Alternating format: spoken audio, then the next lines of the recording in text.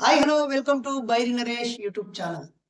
మిత్రులారా, YouTube open చేసిన, Facebook WhatsApp open చేసిన ఈ 2-3 రోజులుగా గరికపాటి నరసింహారావు గారి వ్యక్తిగత జీవితానికి సంబంధించిన వీడియోసే వస్తున్నాయి.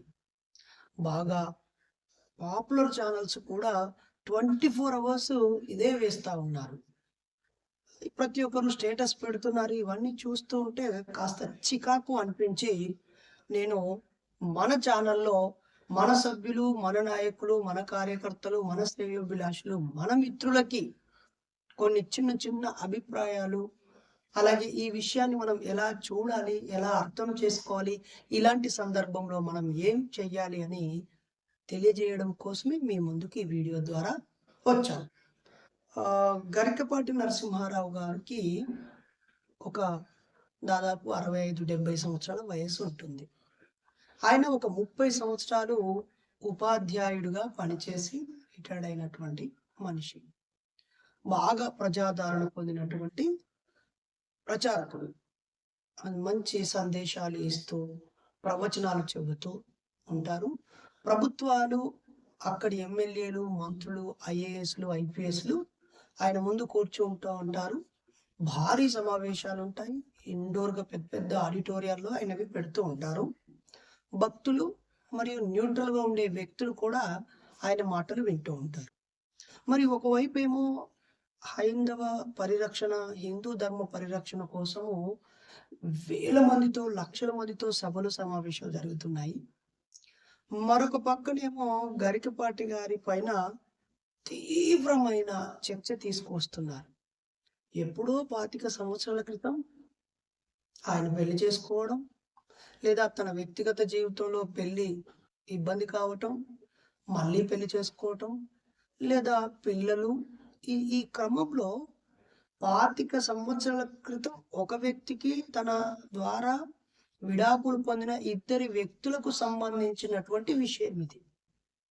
ఈ విషయం ప్రత్యేకంగా మనందరం చర్చించడం ద్వారా, తెలుసుకోవడం ద్వారా ఈ సమాజ పురోగతికి ఏమైనా ఉపయోగపడుతుందా? లేక మన సామాన్య ప్రజల యొక్క జీవితాలు విధ్వంసమయ్యే ఏదైనా ఒక అంశానికి ఈ అంశం ముడిపడి ఉందా? మనం ఆలోచించాలి. అంటే బహుశా నేను అనుకునేది కూడా నిజం కాకపోవచ్చు.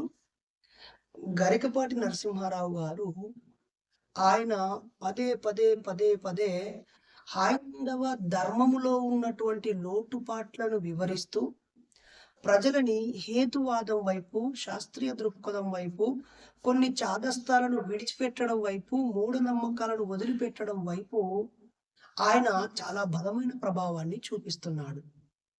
అరే, నాన్ వెజ్ ఏంటి, వెజిటేరియన్ ఏంటి, యుద్ధం చేసేవాడు, బరువులు మోసేవాడు, పనులు చేసేవాడు మాంసం తినడం తప్పెలా అవుతుంది, ధర్మ ప్రచారం చేసేవాడు తినకుండా ఉంటే సరిపోతుందని ఒక గొడ్డలి పెట్టు లాంటి డైలాగ్స్.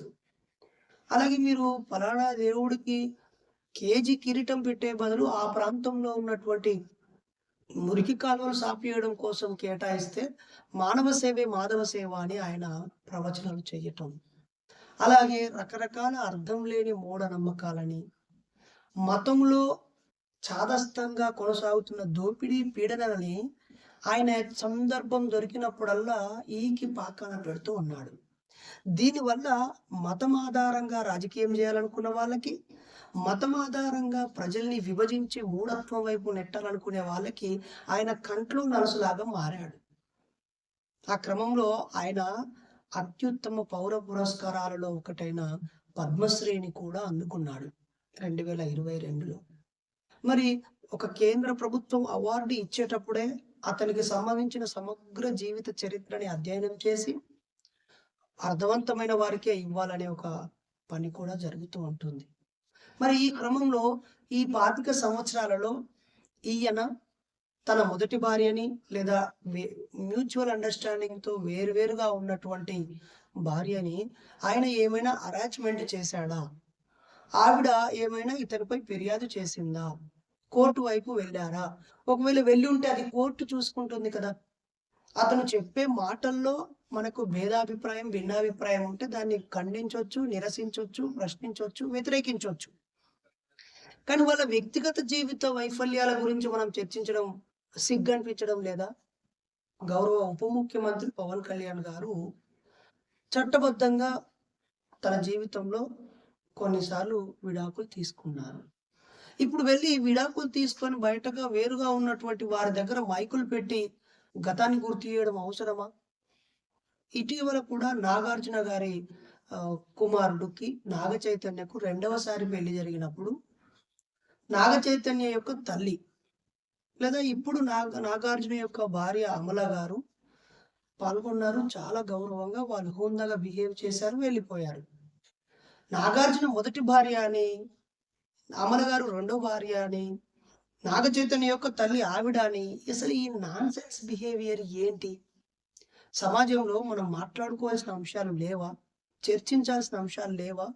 ధ్వంసమవుతున్న అడవుల గురించో, విధ్వంసం సృష్టిస్తున్న కార్పొరేట్ శక్తుల గురించో, ఆగమైపోతున్న ప్రభుత్వ పాఠశాల చదువుల గురించో, అందుబాటులో లేని వైద్యం గురించో, ఇచ్చిన హామీలను అమలుపరచకుండా ఆర్థిక లోటుతో సతమతమవుతున్న ఈ ప్రభుత్వాలకి ఆర్థిక సహాయం చేస్తూ, ట్యాక్సీలు ఎగ్గొట్టే వాళ్ళ నుంచి ట్యాక్సీలు వసూలు చేస్తూ, సంపదను సృష్టిస్తూ, సంపదను సమాజానికి సమానంగా అందుబాటులోకి తీసుకొస్తూ చేయాల్సినవి ఎన్నో ఉన్నాయి కదా!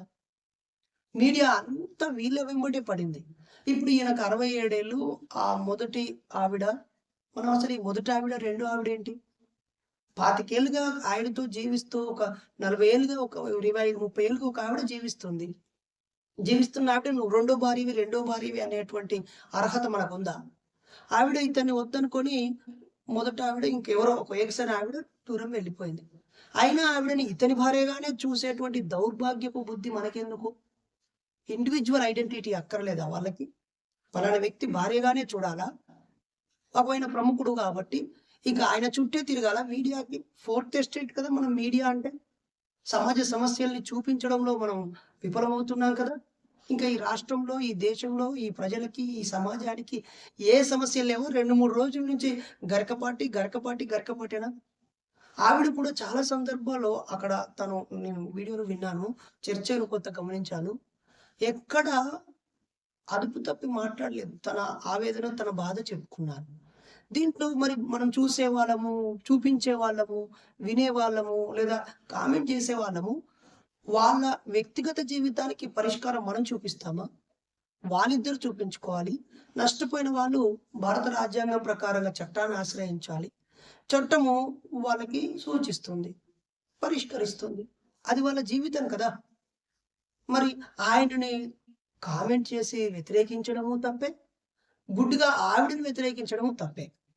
అయితే ఇప్పుడు మనం ఎందుకు మన ఛానల్లో ఆ అంశాన్ని ఎత్తుకున్నాము? మనం కూడా 4 వ్యూవర్స్ వస్తారనా? లేకపోతే మన వీడియో కూడా వైరల్ అవుతుంది, 4 పైసలు వస్తాయని అనుకుంటున్నామా? అదేం కాదు. ఒక మహిళ 60 సంవత్సరాల పైన వయసు, 69 సంవత్సరాల వయసున్న ఒక ఆవిడ, అరే నాయనా, నాకు ఆయనకి వేరే సమస్య, నేను 2 ఏళ్ల క్రితం ఒక వీడియో చేసి పెట్టాను, దాన్ని గరికపాటి గారి అనుచరులు దాన్ని చికాకు పెడుతున్నారని చెప్పి ఆమె ఆవేశపడి ఒక వీడియో చేసింది. నేను ఆయన ఆస్తుల కోసం ఆశపడట్లేను, ఆయన అంతస్తుల కోసం ఆశపడట్లేను. ఇప్పుడు ఆయనతో ఉంటున్న వాళ్ళ జీవిత భాగస్వామి నా 2 పిల్లల్ని బాగానే చూసుకుంది అని కూడా చెప్తుంది. ఇక మీకు నాకు ఏమనొత్తాంది? మనం ఎందుకు దాని గురించి టైం వేస్ట్ చేసుకోవాలి? ఒకసారి ఆలోచించండి. కాబట్టి మన మూఢనమ్మకాల నిర్మూలన సంఘం సభ్యులు, నాయకులు, ప్రత్యామ్నాయ సాంస్కృతిక ఉద్యమ కార్యకర్తలు ఈ అనవసరమైన విషయాల్ని ఒక్కటి కూడా మన వీడియోలో అప్లోడ్ చేయకండి. మన యూట్యూబ్లో కానీ, మన వాట్సాప్లో కానీ, మన ఫేస్బుక్లో కానీ, మన ఏ గ్రూపులో 960 గ్రూపులు ఉన్నాయి. దాదాపు 2,40,000 మంది మనం ఉన్నాం. మనం దానికోసం ఒక్క టైం కూడా కేటాయించం. ముఖ్య నాయకులైన 1000 మంది గ్రూప్లో కూడా పెట్టారు. ఆ గంట సేపు 1000 మంది 1000 గంటల సమయాన్ని కేటాయించాలా? ఆయన పద్మశ్రీ అవార్డు, ముఖ్యమంత్రులు, మంత్రులు, ప్రధానమంత్రులు కూడా ఆయన పరిచయస్తులు, జడ్జిలు కూడా ఆయన అభిమానులు. మరి న్యాయబద్ధంగా ఆ కుటుంబ సమస్యను పరిష్కరించుకున్నాడు కదా, ప్రశాంతంగా జీవించాడు కదా. అతను చెప్పిన సత్యం ఏంటి, అతను చెప్పిన సంస్కరణ ఏమిటి, అతను చెప్పిన మంచి ఏంటి చూస్తే సరిపోతుంది కదా. ఇదంతా మీడియా అంతా ఎవరి చేతిలో ఉంది? వ్యాపారవేత్తల చేతిలో, ధనవంతుల చేతిలో, దోపిడీ కులాల చేతిలోనే ఉంది. ఈ మీడియాని ఉపయోగించుకొని ఆయన ప్రజలందరికీ కనెక్ట్ అయ్యాడు. ఎంతో మంది మహిళలు, గృహిణులు, అనేక పనులు చేసేవారు ప్రశాంతత కోసం ఆ ప్రసంగాలు లక్షలాదిగా, కోట్లాదిగా వింటూనే ఉంటారు. ఒక 10, 12 పుస్తకాలు రాశారు ఆయన. ఆయన సీడీలే ఒక 12 వరకు వచ్చాయి. అనేక అవార్డులు పొందాడు. భాషా ప్రావీణ్యం కలిగినటువంటి వ్యక్తి. ఎక్కడ ఎవరిని ఇబ్బంది పెట్టాలనుకోవడానికి ఆయన ప్రయత్నం చేయడు. మరి గరికపాటి గారు వేరు. చాగంటి కోటేశ్వరరావు గారైతేనేమో నెమలులు ఇలా కన్నీటితో కాపురం చేస్తాయి. ఆ కన్నీటి చుక్క ద్వారా ఆడ నెమలికి ప్రెగ్నెన్సీ అవుద్దని చెప్పాడు. పక్షులు తోకలు ఎత్తుతాయి, కలుసుకుంటాయని చెప్పలేదు. అలాగే స్త్రీ డ్రాయర్‌ని భర్త స్నానం చేసిన తర్వాత ఆ డ్రాయర్‌ని ఉతికి ఆ నీళ్ళను కళ్ళ మీద చల్లుకొని, నెత్తి మీద చల్లుకుంటే పుణ్యం వస్తుందని చెప్పాడు. చాగంటి కోటేశ్వరరావు గారి మాటల్లో చాలా సార్లు మనం అరే! ఇంత అర్థం లేకుండా ఉంటున్నారు. అప్పుడప్పుడు మంచిగా చెప్తున్నాడు గానీ అక్కడక్కడ అంత అర్థం ఏం లేని పెడుతున్నాడని మనకు కాస్త చికాకు కూడా కలుగుతూ ఉంటది. మనం అప్పుడప్పుడు ప్రశ్నిస్తూ చాగంటి కోటేశ్వరరావు గారిని మనం విమర్శిస్తాం. కానీ గరికపాటి నరసింహారావు గారు అందులో అభ్యుదయులుగా కనిపిస్తారు. దానికి కారణము ఆయన ఇద్దరు వ్యక్తులు తన గురువులుగా, అభిమాన రచయితలుగా ప్రకటించారు. ఒకటి శ్రీశ్రీ గారు, ఇంకోటి గురజాడ గారు. శ్రీశ్రీ నా కులం నాస్తి కులం. కష్టజీవికి అటు చివర ఇటు చివర కష్టజీవిక జీవి. కవి అంటే కష్టజీవికి అటు చివర ఇటు చివర ఉండేవాడు అని చెప్పాడు. మహాప్రస్థానంలో తాతగారి బామ్మగారి భావాలకు దాసుల మనది ఒక బతుకేనా కుక్కల వలె నక్కల వలె సందులలో పందుల వలె అని రాశాడు. ఆయన పావల పైసల సభ్యత్వం ఉన్నప్పుడు నాస్తికోద్యమంలో పావల 25 పైసల సభ్యత్వం ఉన్నప్పుడు 10 రూపాయలు చెల్లించి సభ్యుడిగా చేరాడు ఆయన. నాస్తికోద్యమ మేనిఫెస్టో రాశాడు శ్రీశ్రీ గారు. అలాగే గురజాడ గారు ఆయనున్న కాలంలో సంఘ సంస్కరణ ఉద్యమానికి పితామహులుగా మిగిలిన వ్యక్తి ఆయన. గురజాడ అప్పారావు గారు చెప్పారు కదా, మరి ఈ దేశం అంటే మట్టి కాదోయ్, దేశం అంటే మనుషులోయ్ అని చెప్పిన మహానుభావులని మన గరికపాటి నరసింహారావు గారు తన గురువులుగా ప్రకటించి తన ఇద్దరు పిల్లలకి ఒకరికి శ్రీశ్రీ అని ఇంకొకరికి గురజాడ అని పేరు పెట్టుకున్నారు. వాళ్ళు కూడా విదేశాల్లో స్థిరపడ్డారు. వీళ్ళు దేశము మట్టి మన మన భరతమాత ఇవన్నీ చెప్తారు కానీ వీళ్ళ పిల్లలు ప్రపంచంలో ఇతర దేశాల్లో స్థిరపడతారు. మన మన బహుజనులు లేదా మన మధ్యతరగతి పేద కుటుంబాలలో ఆ దిశగానే ఆలోచించారు. ఎంతసేపు భజన భక్తి మన తలరాత మన భక్తి ఇంతే అనేది కానీ ఆగిపోతాం. వీళ్ళు మాత్రం చక్కగా విదేశాల్లో స్థిరపడతారు. వాళ్ళ వాళ్ళ ఆస్తులు, వాళ్ళ ఆహార్యము, వాళ్ళ కట్టు బొట్టు అవన్నీ చూడండి. మనం కూడా అన్ని పాటిద్దాం, సంప్రదాయాలు పాటించండి, ఆచార వ్యవహారాలు పాటించండి. కానీ మీరు ఆర్థికంగా ధ్వంసం కావద్దు, చితికిపోవద్దు, పేదరికం మిమ్మల్ని వేటాడొద్దు. ఈ పేదరికము, ఈ భూమి లేకుండా, ఈ ఆస్తి లేకుండా, చదువు లేకుండా, విజ్ఞానం లేకుండా, గౌరవం లేకుండా, బతుకుదెరువు లేకుండా చేసినటువంటి ఈ కర్మ సిద్ధాంతాన్ని వదిలిపెట్టాలి. బానిస మనస్తత్వాన్ని వదిలిపెట్టాలి. అలానే మీరు క్రైస్తవంలోకి వెళ్ళిపోవాలని నేను సూచించట్లేదు. బాబాసాహెబ్ చెప్పాడు కదా, ఈ క్రైస్తవం సరైంది కాదు, పోరాడే తత్వాన్ని చంపేసి ప్రార్థించి మోకరిల్లేలాగా తయారు చేసింది. గడిచిన 100 సంవత్సరాలు క్రైస్తవంలోకి వెళ్ళిన దళితుల బతుకులేం బాగుపడలేదని బాబాసాహెబ్ అంబేద్కర్ గారు స్పష్టంగా చెప్పారు. పోనీ ఇస్లాంలోకి వెళ్తే అభివృద్ధి జరిగిందా అంటే కూలీ నాలి కాయా కష్టం చేసుకొని బతుకుతూనే ఉన్నారు ముస్లిం సోదరులు. ఎక్కడో ఖతర్‌లోనో, దుబాయ్‌లోనో, మస్కట్‌లోనో అభివృద్ధి జరిగినంత మాత్రాన ఇక్కడ ఇస్లాం ప్రజలు జీవించే స్లమ్ ఏరియాస్‌కి వెళ్లి చూస్తే అక్కడ ఏడ అభివృద్ధి, విద్యలో ఎలా ఉన్నారు, ఆరోగ్యంగా ఎలా ఉన్నారు, తర్వాత రాజకీయంగా ఎలా ఉన్నారు, సామాజికంగా ఎలా ఉన్నారు, ఉద్యోగాల్లో ఎలా ఉన్నారు, ఇవన్నీ పరిశీలిస్తే వాళ్ళు ఎంత పేదరికంలో ఉన్నారో మనకు తెలుస్తుంది. కాబట్టి సోదరులారా, గరికపాటి నరసింహారావు గారు తెలుగు విశ్వవిద్యాలయం నుంచి ప్రతిభా పురస్కారం పొందారు. భారత ప్రభుత్వం నుంచి పద్మశ్రీ అవార్డు కూడా ఆయన అందుకున్నారు. 30 సంవత్సరాలు ఉపాధ్యాయులుగా ఉన్నారు. మరి గడిచిన 60 ఏడేళ్ల తన జీవితంలో ఎప్పుడో ఒక చోట ఆ వయసులో చేసిన పొరపాటో, లేదా మ్యూచువల్‌గా ఇద్దరు అనుకున్నారో, లేక ఇంకేదైనా లోటుపాట్లు జరిగాయో అది వాళ్ళ వ్యక్తిగత జీవితం కదా! ఆ జీవితానికి సంబంధించి నష్టపోయిన వాళ్ళు కోర్టును ఆశ్రయించే అవకాశం ఉంది. లేదా వాళ్ళిద్దరి చెడు ప్రవర్తన వల్ల ఈ సమాజం మీద ప్రభావం పడుతుంది అనుకున్నప్పుడు విజ్ఞులు చర్చిస్తే అర్థం ఉంది. కానీ ఇష్టం వచ్చిన థంబ్‌నెయిల్స్‌తో, ఇష్టం వచ్చిన కామెంట్స్‌తో మాట్లాడుతూనే ఉన్నారు. ఈ క్రమంలో గరికపాటి నరసింహారావు గారు కూడా సంయమనం పాటించేటువంటి తత్వం ఏదైతే ఉందో అది అభినందనీయం. ఆవిడ తన ఫేస్‌బుక్‌లో తన భావాలను తాను వ్యక్తం చేస్తే దానిని ప్రధాన టీవీ స్రవంతిలో చూపిస్తూ ప్రజలందరి సమయాన్ని ధ్వంసం చేసే ఒక కుట్ర చేస్తున్నారు కొంతమంది. కాబట్టి మనము నాన్ ప్రొడక్టివ్‌గా మన సమయాన్ని ఖర్చు చేయొద్దు. ప్రతి సందర్భాన్ని లోతుగా, శాస్త్రీయంగా విశ్లేషించుకుంటూ మనం ముందుకు వెళ్ళాలి. ఇప్పుడు నేను మరి ఆయన గురించి వికీపీడియాలో మనకేం సమాచారం ఉందో కాస్త తెలుసుకుందాం. ఆయన వెస్ట్ గోదావరి జిల్లా అగ్రహారం. అగ్రహారం అంటే ఏంటో తెలుసా? పూర్వ రోజుల్లో రాజులు బ్రాహ్మణ పూజారులకి కొన్ని గ్రామాలని, కొంత స్థలాన్ని ఇచ్చి అక్కడ ఎలాంటి పన్నులు వసూలు చేయకుండా సకల సౌకర్యాలు కల్పించే అగ్రహారము అంటారు. అక్కడ ఒక కులానికి సంబంధించిన వారే ఉంటారు. ఇవి అక్కడక్కడ ఉంటాయి. కొన్ని చోట్ల వాళ్ళకి సేవలు చేయడం కోసం ఇతర కులాల వారిని కూడా ఆ అగ్రహారాలకి తీసుకొని సేవకులుగా మార్చుకుంటారు. ఓకేనా? కాబట్టి ఇది మీరు ఆలోచించండి. ఆయన గురించి మనకి వికీపీడియాలో ఏం చెప్తున్నారంటే, చాలా దేశాల్లో ఆయన అవధానం చేశాడని, అలాగే పలు టెలివిజన్ ఛానల్లో ప్రచారం చేశారని, ఆధ్యాత్మిక అంశాలపై ప్రసంగాలు చేశారని, 14 పుస్తకాలు రచించారని, ఆయనకి ధారణ బ్రహ్మరాక్షసుడు బ్రహ్మరాక్షసుడు అనేటువంటి ఒక బిరుదు కూడా ఆయనకు వచ్చిందంట. అలాగే అవధాన, శారద వంటి బిరుదు కూడా ఆయనకు వచ్చిందంట. కళారత్న, అలాగే ప్రతిభా పురస్కారం కూడా తెలుగు విశ్వవిద్యాలయం నుంచి వచ్చింది. కొప్పరపు కవులు పురస్కారం కూడా ఆయనకు వచ్చింది. కనకాభిషేకాలు, సువర్ణ కంకణాలు మొదలైన గౌరవాలు అందుకున్నారు. అంటే బంగారంతో అభిషేకం చేయటము, బంగారు కడియాలు ఆయనకి ఎక్కించడం లాంటివి చేస్తారు. మరి మనం కూడా ఆయన ధర్మాన్ని కాపాడడానికి, లేదా వేదాల్లో, ఉపనిషత్తులో, ఆయన అష్టాదశ పురాణాలలో, తర్వాత రామాయణ భారతాల్లో బాగా అధ్యయనం చేసి వివరిస్తూ విశ్లేషిస్తూ ఉంటారు. మరి అలాంటి అవధానులు మన బాబాసాహెబ్ గురించి చాలా మంది ఉన్నారు. జేబీ రాజు గారు 1.5 రోజులు నాన్ స్టాప్గా ఒక 40 గంటలు ప్రసంగించి ఆయన గిన్నిస్ బుక్ రికార్డు పొందారు. కత్తి పద్మారావు సారు, అలాగే రకరకాల వారు మన దాంట్లో కూడా గొప్ప గొప్ప వక్తలు, ఉపన్యాసకులు ఉన్నారు. వారందరి ప్రసంగాలు కూడా మనం వింటూ, మనం కనకాభిషేకం చేయకపోయినా కనీసం ఆల్ ది బెస్ట్, మేమున్నా మీకు అనేటువంటి సోయి కూడా మనం తెచ్చుకోవటం లేదు. 1958 సెప్టెంబర్ 14 ఆయన జన్మించారు. ఆయన ప్రస్తుతం హైదరాబాద్లో స్థిరపడ్డారు.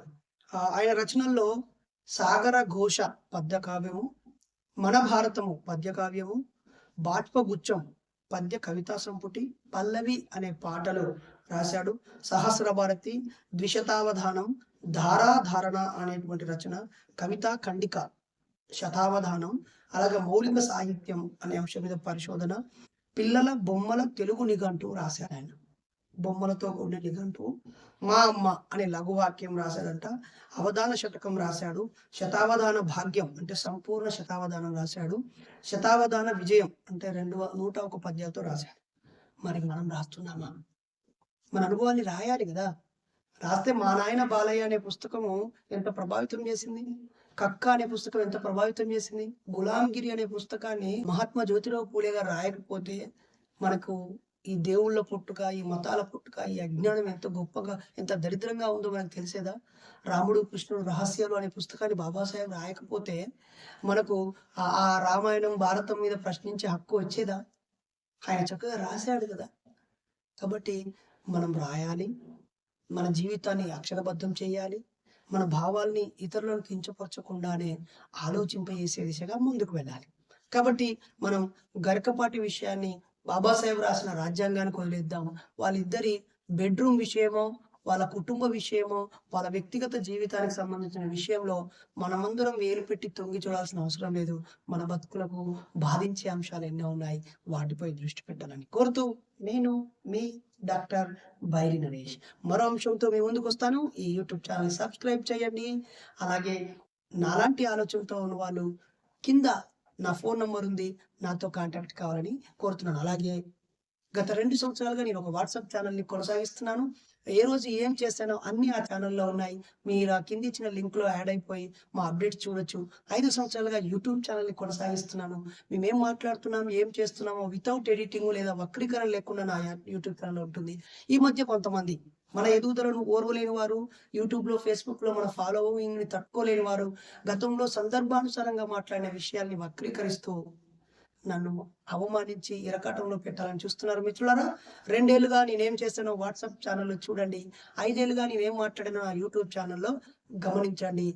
గతంలో చేసిన విషయాలు ఏ తేదీన మాట్లాడాను, ఏ సందర్భంలో మాట్లాడాను, దాని ముందేంటి, తల, తోక తెలియకుండా ఇదేంటి అని మనం నిర్ణయానికి రాకూడదని కోరుతూ నేను మీ డాక్టర్